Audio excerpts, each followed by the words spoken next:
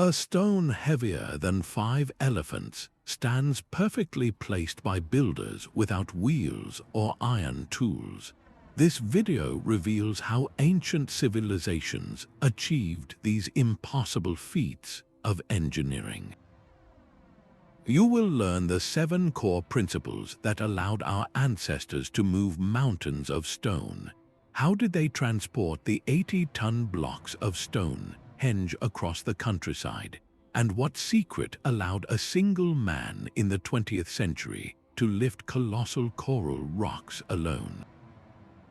By the end, you will see these ancient wonders not as magical mysteries, but as brilliant demonstrations of human ingenuity. What forgotten knowledge from the past do you think we are still missing today? The weight of a single stone from the Great Pyramid is more than 2 family cars stacked together. Now multiply that by over 2 million. That is the mountain of material ancient builders commanded. These were not just rocks, they were perfect geometric pieces, each one a piece of a colossal puzzle. Transporting an 80-ton stone henge lintel across 20 miles of rolling countryside was a logistical nightmare without wheels or metal. This challenge went far beyond simple manpower. It demanded an intimate understanding of physics, a masterful plan for navigating unpredictable terrain, and the synchronized effort of an entire community. The sheer immensity of these projects points to something profound. They were not merely constructing buildings, they were fulfilling a deep cultural imperative, a spiritual drive powerful enough to motivate generations to achieve what logic said was impossible. To truly grasp the ingenuity of their solutions, we must first stand in awe of the monumental problems they willingly faced. One of the most enduring images from ancient Egypt shows a colossal statue gliding forward, not on wheels, but on a simple wooden sledge. This was the first great principle of megalithic transport, a tool so fundamental it appears across the ancient world. The sledge itself was a triumph, distributing the immense weight of a stone block over a wider area to prevent it from sinking into the ground. But the true genius, the secret that transformed a grueling ordeal into an achievable task, lay in what they put beneath the runners. The challenge was never just weight, it was friction. Pulling a multi-ton block directly on dry earth was a losing battle against an invisible, powerful force. Ancient engineers discovered that by wetting the sand or clay path ahead of the sledge, they created a slick surface that drastically reduced the drag. Think of it like trying to push a heavy box across a rough carpet versus a wet, slippery floor. The difference is staggering. Modern experiments have proven this, showing that the required pulling force can be cut by as much as half. A team that would have needed 200 people to drag a stone could now manage it with 100. This was not a lucky guess. It was the application of brilliant, practical physics. These builders understood their environment intimately, using water, a simple and abundant resource, to outsmart the very ground they walked on. This principle of mastering friction became a cornerstone of moving mountains, one carefully prepared patch of ground at a time. But what happened when the terrain was not a flat, prepared path, but a steep, rocky incline? Mastering flat ground was one thing, but moving a stone up a slope presented a whole new set of challenges. This is where the second principle comes into play, a stroke of genius that turned a stationary log into a dynamic tool for motion.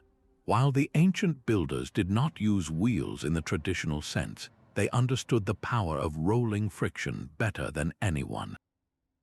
Their solution was the ingenious roller system. Imagine a giant stone block already resting on its wooden sledge. Now, picture a team of workers placing a series of sturdy logs side by side, like a temporary wooden road directly in front of it. As the team pulls, the sledge glides forward over these logs. But here is the truly clever part. The moment the back of the sledge passes over a log, that log is no longer useful. Instead of needing an endless supply of timber stretching for miles, workers would simply pick up the now freed log from the back and rush it to the front, placing it down ahead of the advancing stone. This continuous cycle, moving the rear logs to the front, created a perpetual rolling path. It was like the stone was carrying its own road, a conveyor belt made of wood that recycled itself with every step. This method was not just about brute force, it was about rhythm and coordination. A chaotic mob would have tripped over one another. A well-trained crew, however, moved with the precision of a machine. The pulling team maintained steady pressure while the log carriers worked in a fluid loop, their movements practiced and efficient. This system showcases a profound truth about ancient engineering. They excelled at breaking down an impossibly large problem, moving a mountain of stone into a simple, repetitive, and manageable task. The real innovation was not the log itself, but the organized human process that gave it limitless utility. One could even see it as an early form of mass production, where the product being assembled was not a small object, but the very movement of a monolith itself.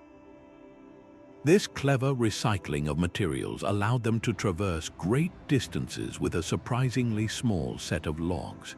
But what happened when the path was not just uneven, but required a sharp turn?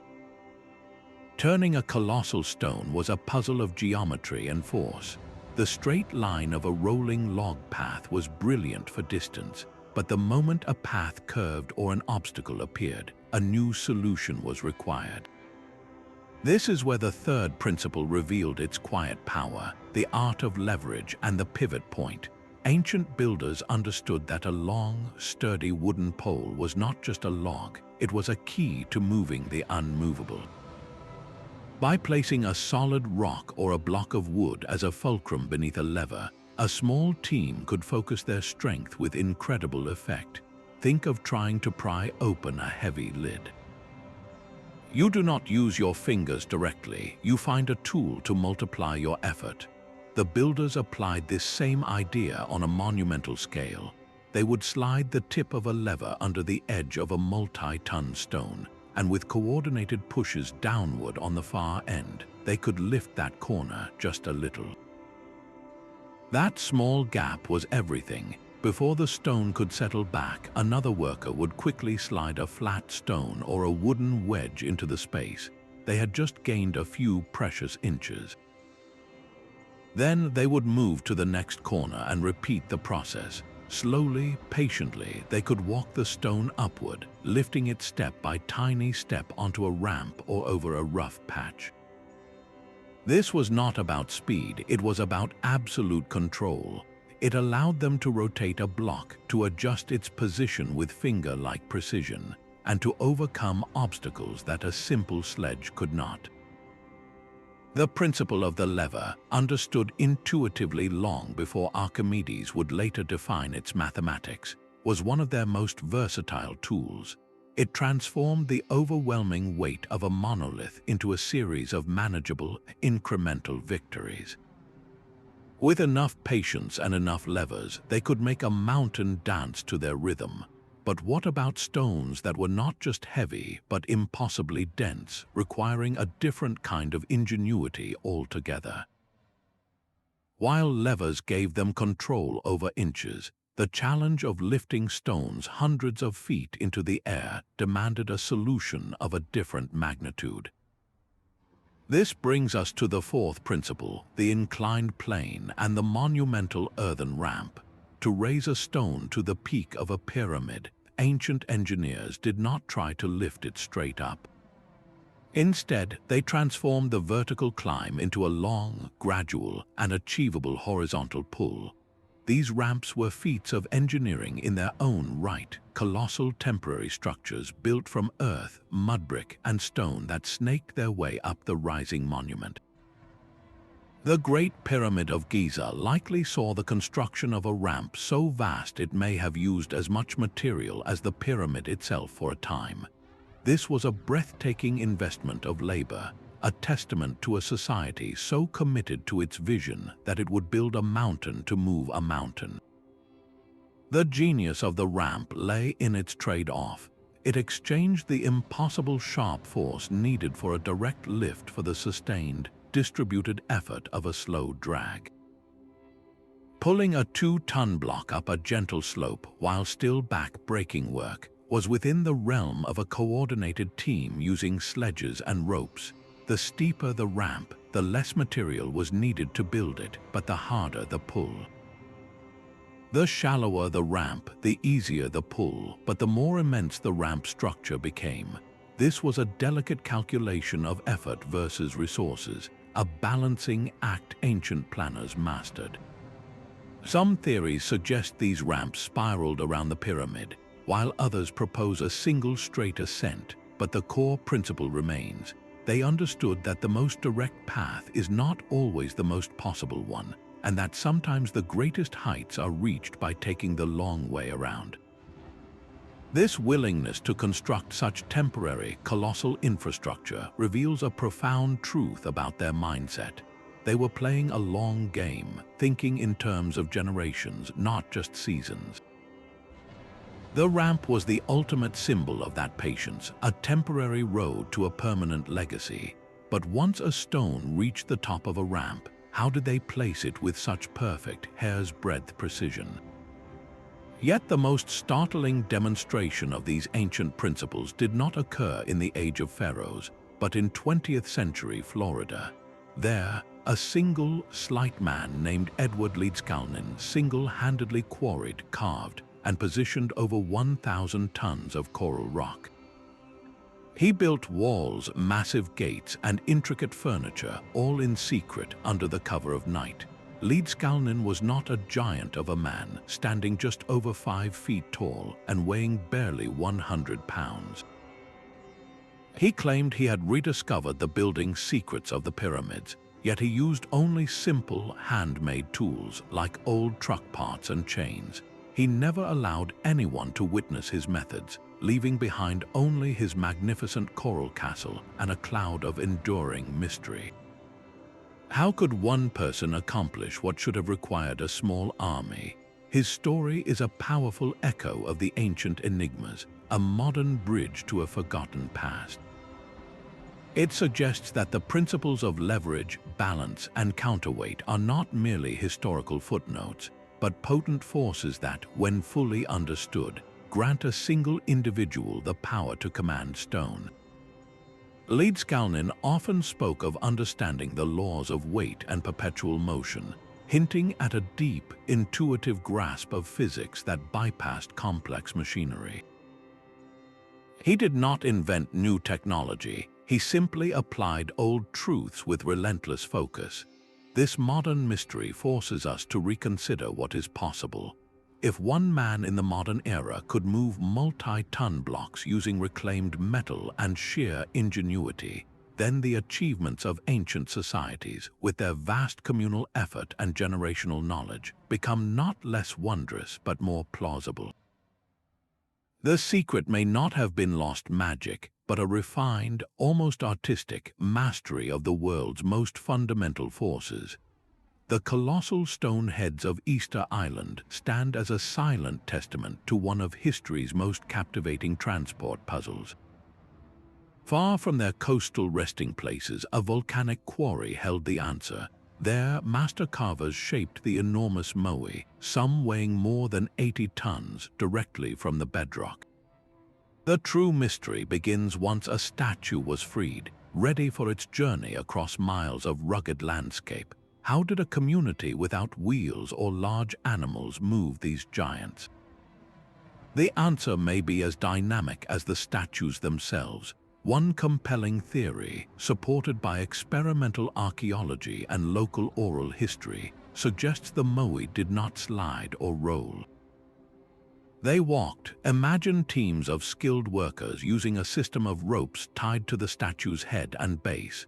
With rhythmic, coordinated pulls, they would rock the Moai from side to side.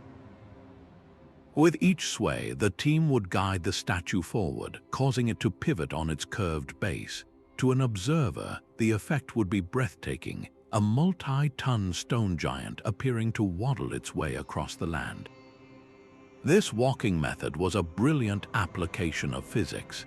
It leveraged the statue's own weight and center of gravity, using its momentum to create forward motion with a surprising degree of efficiency.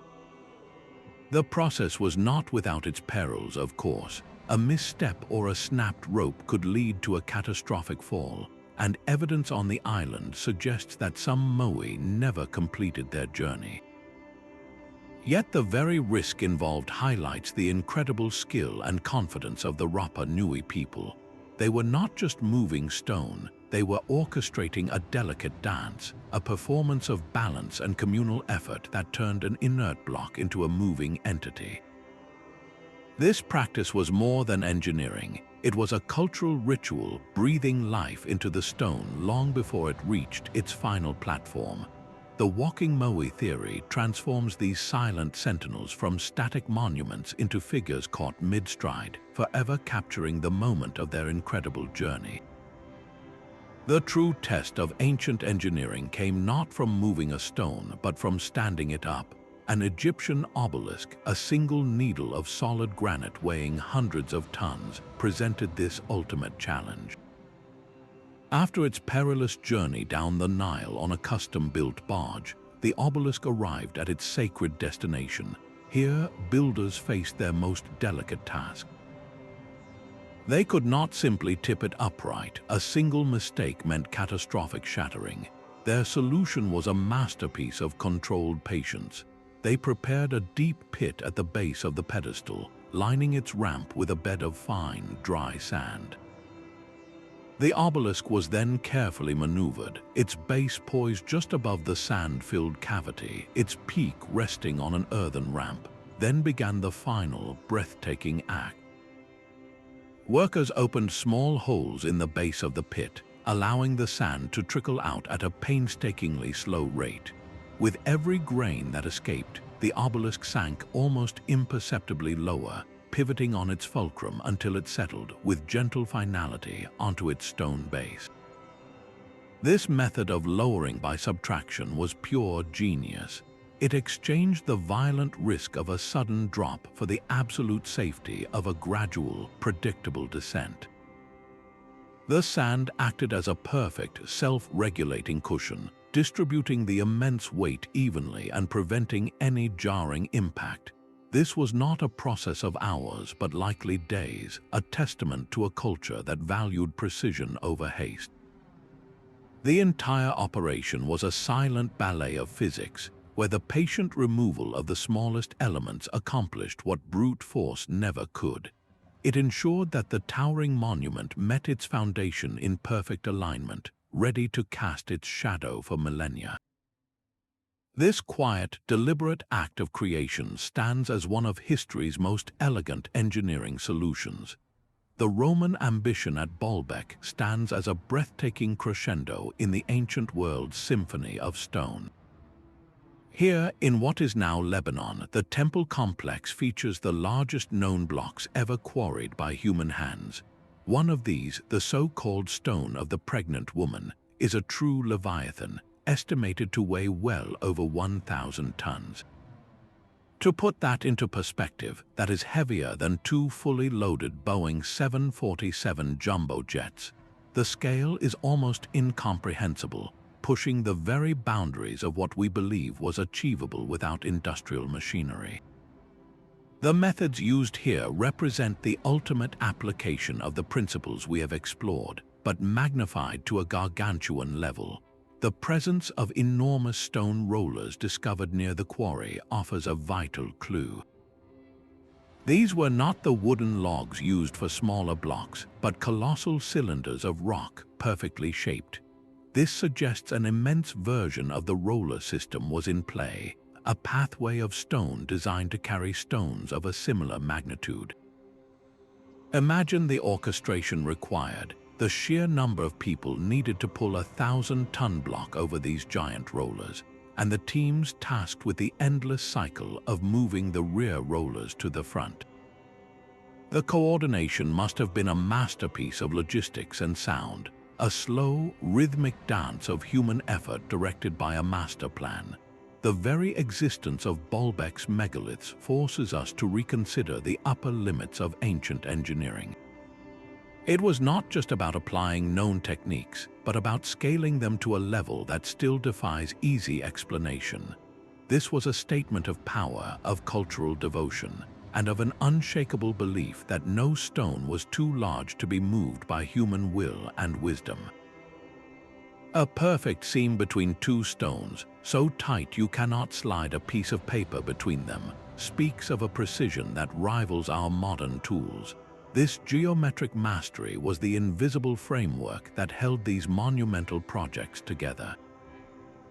Without a single laser level or steel ruler, ancient builders achieved alignments and fits that have lasted for thousands of years. Their toolkit was one of elegant simplicity, built from a profound understanding of their environment.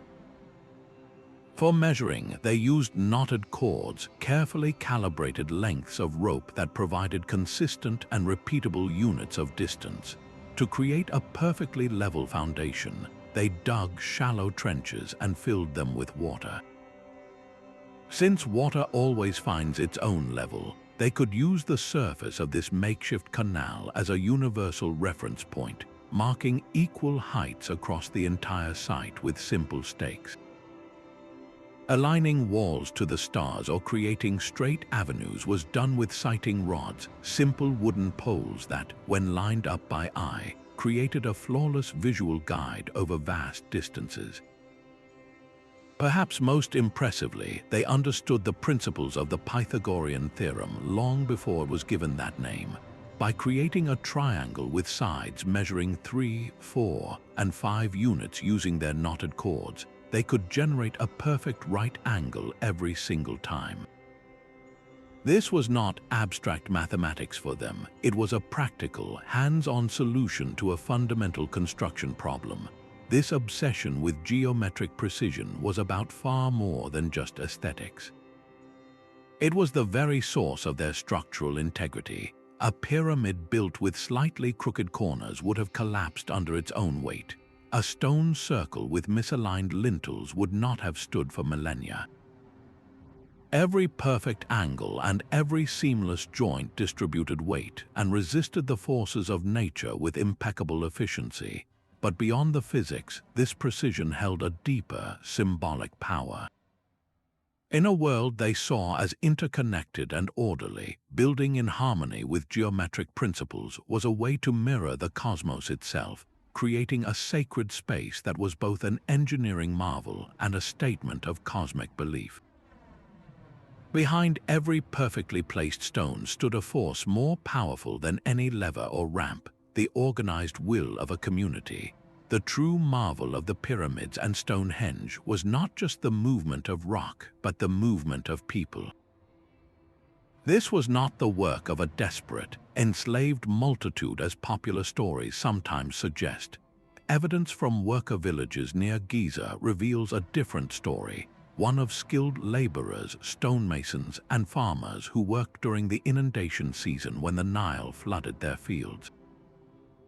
These were not conscripted masses, but a rotating, motivated workforce. Managing this human river required an administrative machine of breathtaking sophistication. Think of the logistics involved. A single work camp of thousands required daily provisions of food, water, and shelter. Archaeologists have found bakeries capable of producing thousands of loaves of bread each day, and evidence of large-scale fish processing. This was a society that had mastered the art of large-scale project management, with scribes tracking supplies, foremen directing teams, and planners coordinating a workflow that could span decades.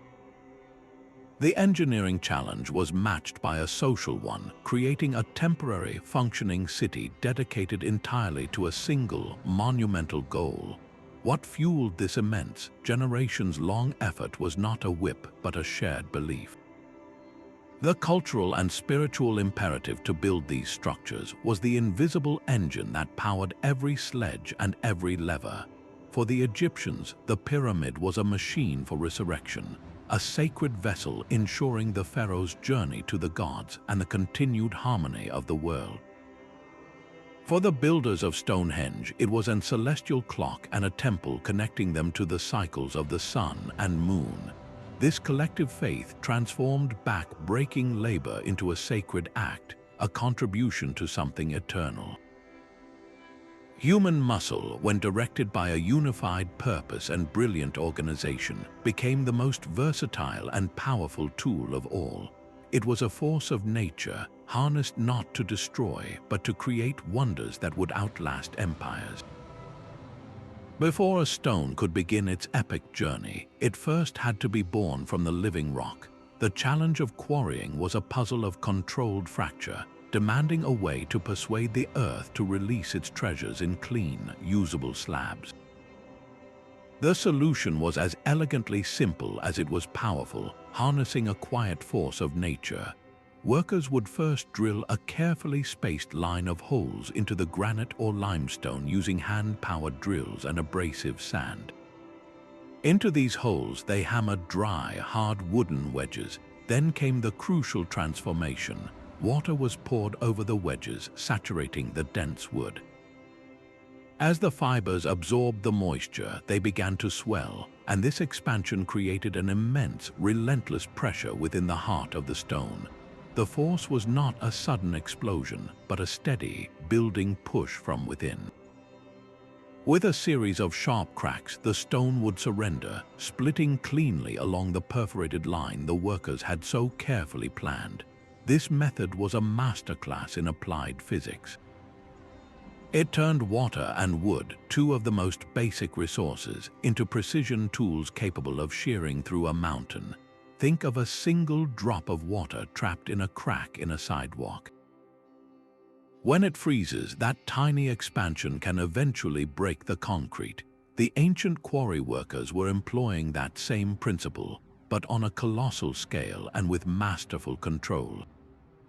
This allowed them to extract massive blocks with remarkably little waste, preserving the integrity of the stone and minimizing the need for further shaping. It was a process that required patience and foresight, a testament to a mindset that understood how to work with the inherent properties of the world, not just against them. They were not fighting the stone, they were inviting it to break in just the right way. The quiet power of water extended far beyond a simple wet path for a sledge. This fifth principle reveals how ancient engineers harnessed water in its many forms as a versatile and powerful ally. For long-distance transport, the most efficient highway was often a river itself. Imagine a multi-ton obelisk securely lashed to a fleet of sturdy, buoyant barges. The current and the coordinated effort of rowers or pullers on the riverbank would carry the colossal stone for dozens of miles with a fraction of the effort required for an overland journey. This method transformed the water from a simple lubricant into a dynamic conveyor belt, using the landscape itself to do the heavy lifting. In colder climates, a different state of water offered its own unique advantage. Speculative but compelling theories suggest that in northern regions, builders may have created ice paths. By pouring water over a prepared track and allowing it to freeze, they could create an incredibly slick, low-friction surface. A massive stone on a sledge could then be slid across this frozen roadway with remarkable ease, turning a winter landscape into a seasonal superhighway for megaliths. Whether liquid, solid, or as a supporting medium, water was a master key. It reduced friction, bore immense weight, and provided a predictable, manageable environment for moving the unmovable. This deep understanding of a natural element showcases a worldview where the builder was not a conqueror of nature, but a collaborator with it, finding ingenious ways to let the world itself share the burden of their ambition. Even the simplest tools can hold the key to moving the greatest of weights. Picture a farmer along the Nile. dipping a bucket into the river to water his fields.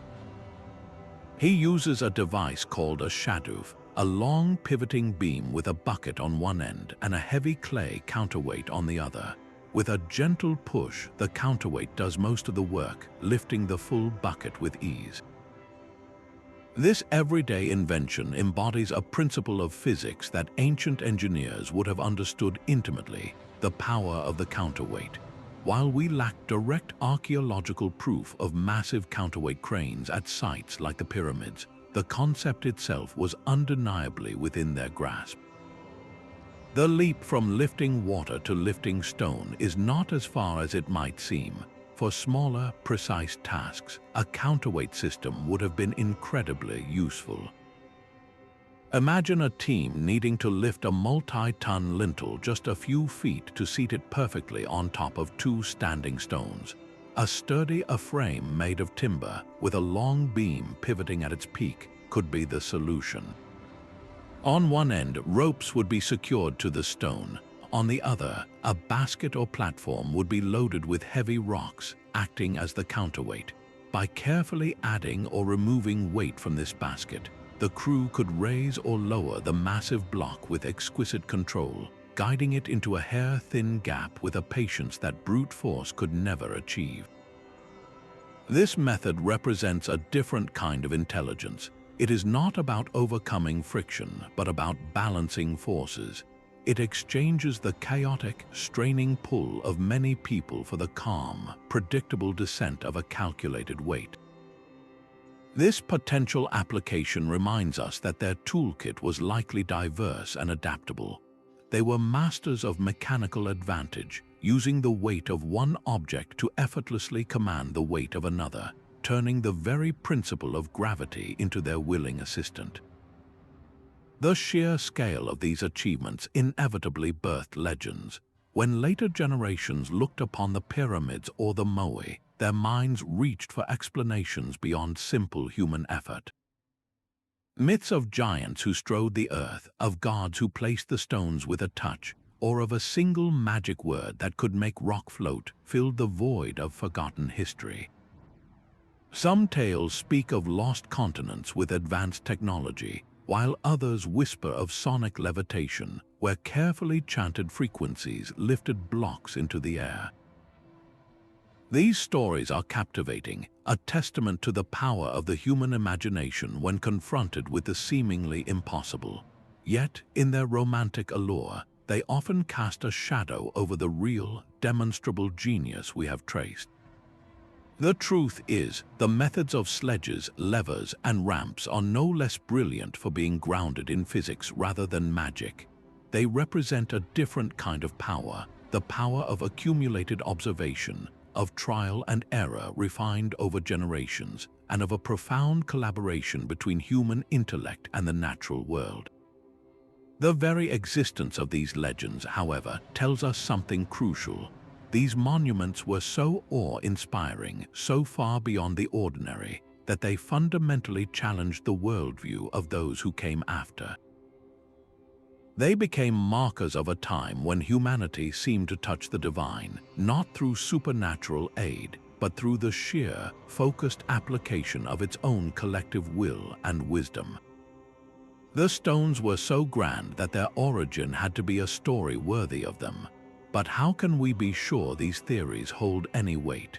The proof lies not just in ancient texts, but in the sweat and strain of modern attempts to replicate these incredible feats. This is the world of experimental archaeology, where researchers move from the library to the field, putting their ideas to the ultimate physical test. They do not just read about moving stones, they actually try to do it. Teams have quarried multi-ton blocks using only fire, water, and stone tools, experiencing firsthand the patience and skill required. Others have built massive wooden sledges and gathered volunteers to pull them across surfaces of wet sand, measuring the exact drop in pulling force and feeling the moment the friction gives way. Perhaps most dramatically, groups have recreated the walking method for the Easter Island Moai, using ropes to rock a concrete replica forward in its precarious, swaying gait.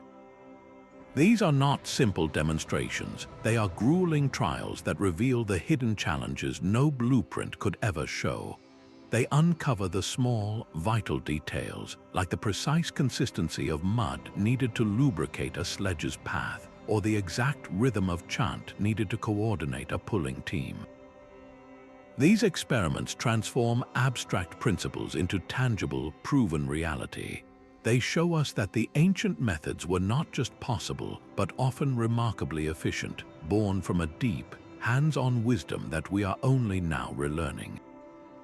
This practical proof closes the loop, connecting the dots between the tools we find, the theories we propose, and the monumental achievements that still leave us in awe. The landscape itself was the ultimate blueprint, a technique perfected on the sun-baked, uniform plains of Egypt, where water and sand could create a perfect slipway, would have been a complete failure in the damp, wooded highlands of ancient Britain. There, the ground was soft, uneven, and littered with roots and stones. This fundamental truth reveals a deeper layer of ancient genius, their profound adaptability. There was no single, secret instruction manual passed between civilizations. Instead, there was a shared intellectual toolkit, a collection of core principles that were endlessly reimagined and recombined. The builders were masters of reading the land, listening to its challenges and opportunities, and then crafting a bespoke solution from their mental library of techniques. The Egyptians, with their abundance of manpower and predictable, flat terrain, could invest in building colossal, temporary ramps. But in a forest where space was limited and the ground was unstable, such an approach was impossible. There, the clever use of log rollers and levers was not just a choice, it was a necessity imposed by the environment itself. The very resources available dictated the methods. A culture living along a mighty river would naturally turn to water transport, while a society in a land of dense forests would become experts in woodcraft and timber engineering. This adaptability is the silent, unsung hero of these stories. It was not merely about strength or will, but about a brilliant, responsive intelligence that could look at a mountain, a forest, or a river and see not an obstacle, but a partner in the great work of creation. The true secret was knowing which tool to pull from the kit and how to reshape it for the task at hand. A structure's true purpose was often written not in words, but in its orientation to the heavens. The Great Pyramid was precisely aligned to the cardinal directions with an accuracy that still astounds surveyors today. This was not an architectural flourish, it was a fundamental statement. For the Egyptians, the pyramid was far more than a tomb. It was a machine for resurrection, a launch pad designed to project the soul of the pharaoh directly into the cosmic realm to join the eternal cycle of the sun. Every perfectly placed stone was a component in this sacred mechanism. Similarly, the massive stones of Stonehenge were not placed randomly. Their arrangement creates precise sight lines to the solstice sunrises and sunsets, marking the turning points of the year with breathtaking accuracy. This was a celestial clock and a temple, a place where the community could witness and affirm their connection to the powerful, predictable rhythms of the universe. The driving force behind these monumental projects was not just engineering ambition, but a deep, unifying cultural imperative. It was a shared belief system so powerful it could motivate a society to pour its resources and labor for generations into a single, colossal goal.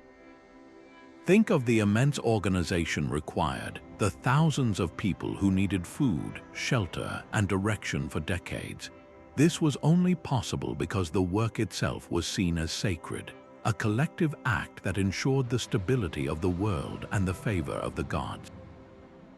Political power of a ruler was demonstrated not by words, but by their ability to marshal this collective will and manifest the divine order on earth.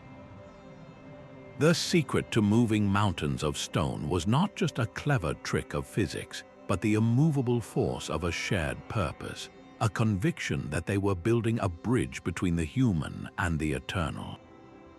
What incredible feats could we accomplish today if our entire civilization were united by a single, generation-spanning purpose of such profound meaning? The wind that sculpted the desert sands also offered an invisible hand, a force ancient engineers might have learned to harness in one of history's most surprising ways. One unconventional but seriously studied theory suggests that the final piece of the puzzle was not on the ground, but in the air. Imagine a multi-ton stone block already on its sledge being pulled by a team of workers. Now picture a massive, maneuverable kite crafted from papyrus or woven cloth, soaring high above it, tethered by a strong rope to the front of the sledge. When a powerful gust of wind filled that kite, it would have generated a significant lifting and pulling force, essentially adding an aerial engine to the efforts of the people below. This kite hypothesis proposes that builders could have used the wind itself to drastically reduce the ground crew needed, turning an arduous drag into a manageable, almost assisted glide. While this idea is controversial and lacks direct archaeological evidence from ancient sites, its physical plausibility has been tested. Modern engineers and adventurous researchers have successfully used large kites to lift and move multi-ton objects, demonstrating that the fundamental physics does indeed work. The true value of this theory is not in proving it was definitely used, but in how it expands our imagination. It reminds us that the range of potential solutions available to these brilliant minds may have been far wider and more creative than our standard textbooks suggest. They were masters of their environment, and the wind was a powerful, ever-present resource. If they could turn water and wood into tools, why not the very air they breathe? This possibility opens a thrilling new dimension to the mystery, challenging us to look beyond the earth-bound tools we can hold in our hands and consider the invisible forces they may have learned to command. The true strength behind these engineering marvels was not just in stone, but in fiber. While we marvel at the monuments that remain, the real workhorse of every operation was a tool that has almost entirely vanished from the archaeological record: rope. Picture the immense tension on a line securing a multi-ton obelisk to a barge, or the coordinated pull of hundreds of workers on a single, massive hawser. That rope had to be more than just sturdy. It had to be a masterpiece of tensile strength, capable of withstanding forces that would instantly snap modern steel cables of a similar size. This was not a simple cord, but a highly specialized product of a sophisticated craft. Artisans would have carefully selected the best materials available, from the long, tough fibers of papyrus, reeds along the Nile, to the coarse strength of hemp or even meticulously braided leather. The process of twisting and weaving these fibers into a unified, immensely strong line was a skill passed down through generations, a form of applied knowledge as vital as any understanding of levers or ramps. The ropes themselves became a complex rigging system. Teams would use a series of progressively smaller guide ropes to steer a sledge with pinpoint accuracy, while massive main ropes, perhaps as thick as a man's thigh, were anchored and pulled by coordinated teams. Managing these perishable tools was a logistical challenge in itself.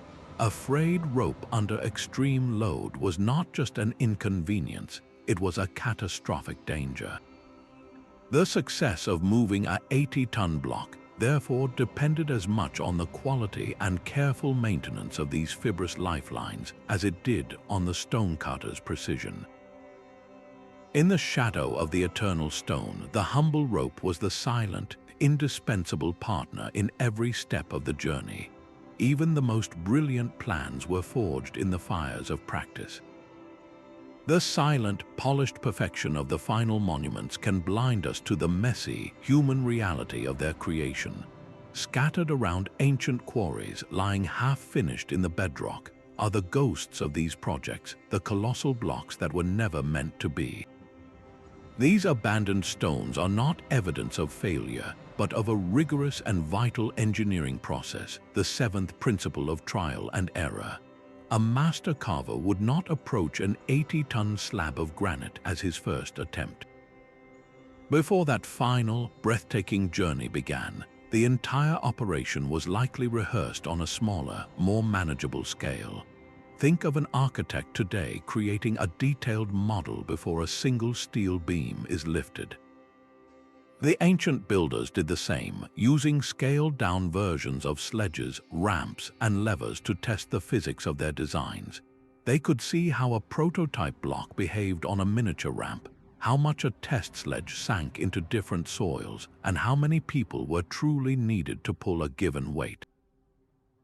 This iterative process allowed them to identify points of weakness, to refine their rope systems, and to train their crews in the complex, synchronized dances required for the real thing.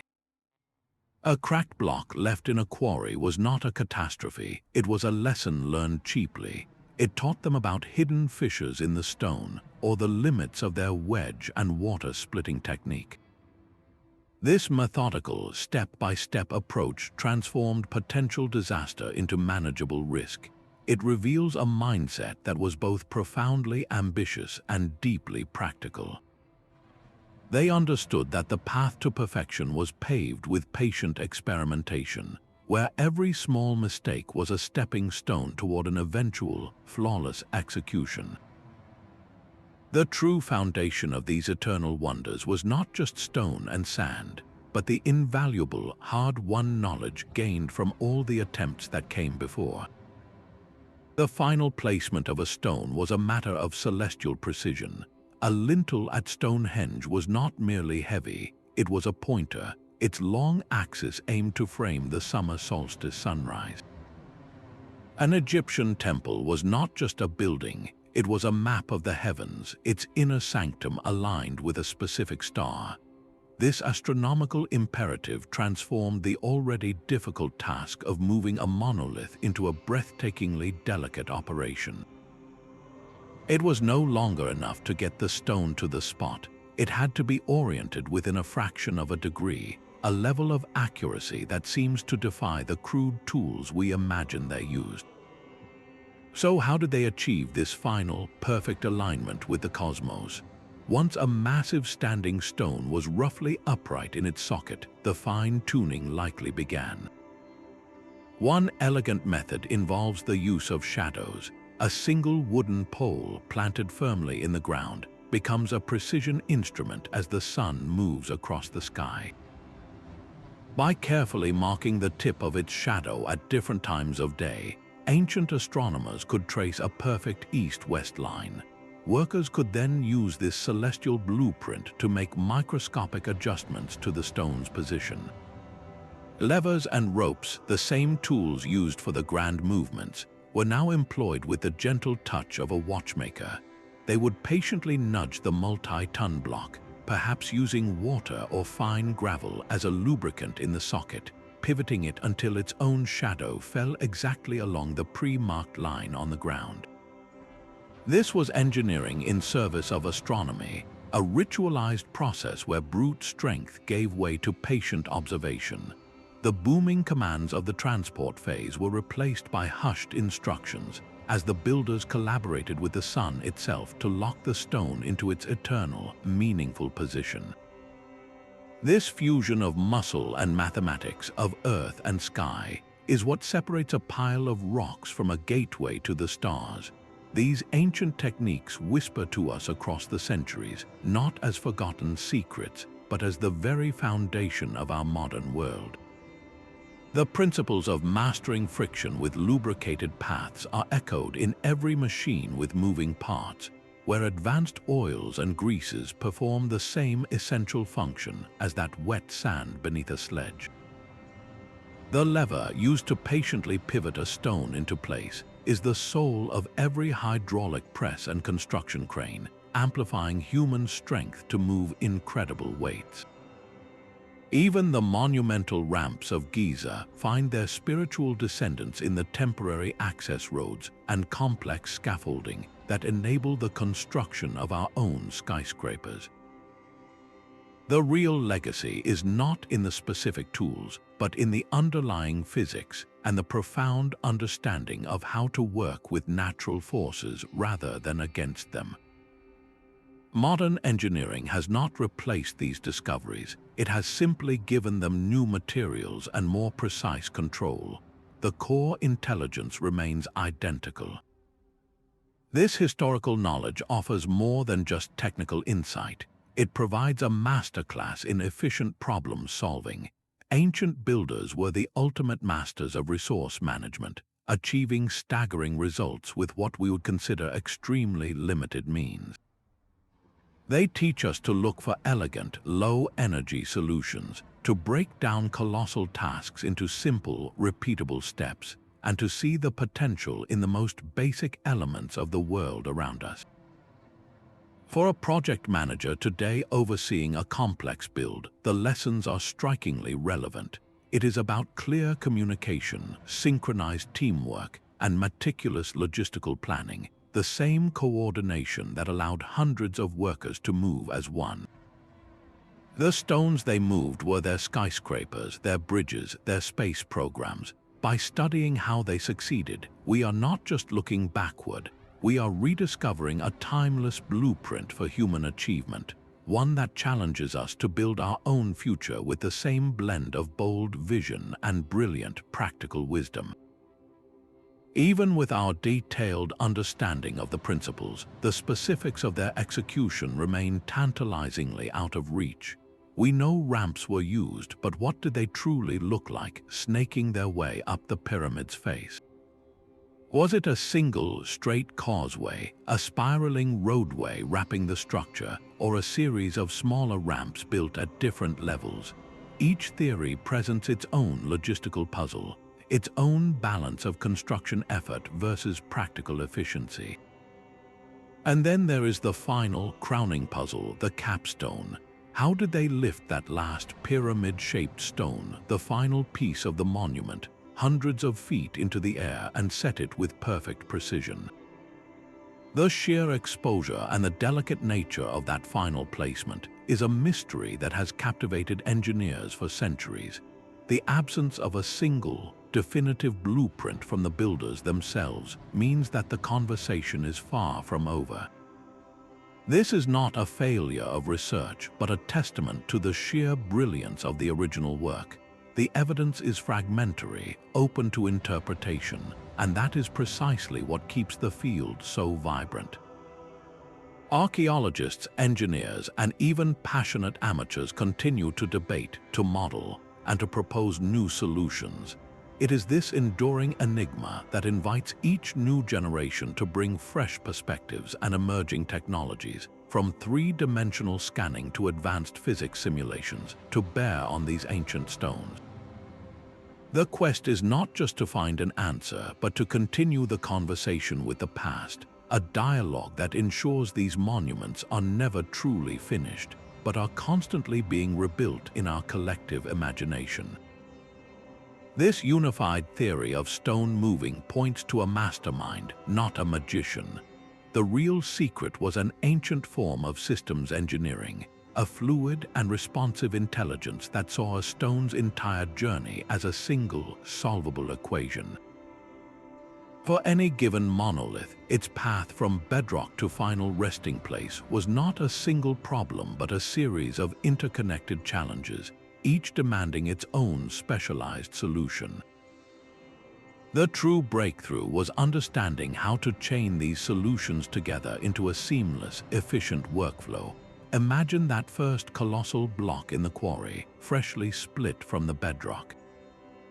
Here, in the confined, uneven space, levers and wedges offered the precise control needed to pivot and position it onto a waiting sledge.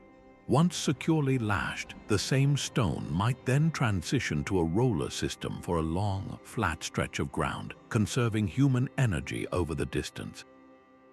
Then, encountering a patch of soft, yielding earth, the crew would switch tactics, dousing the path with water to create a slick, low-friction surface ideal for the sledge.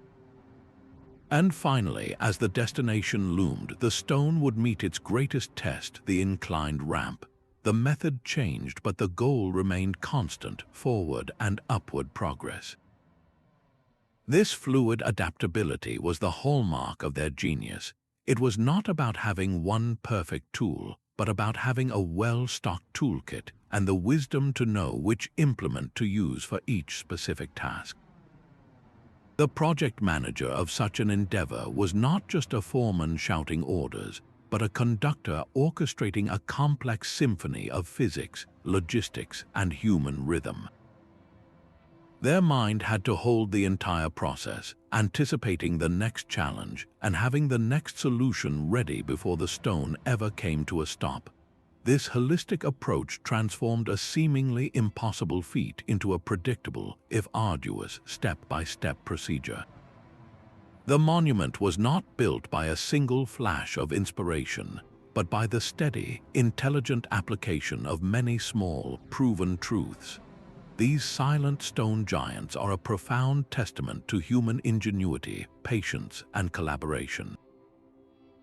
They stand not as proof of lost magic, but as enduring monuments to the power of the human mind and spirit.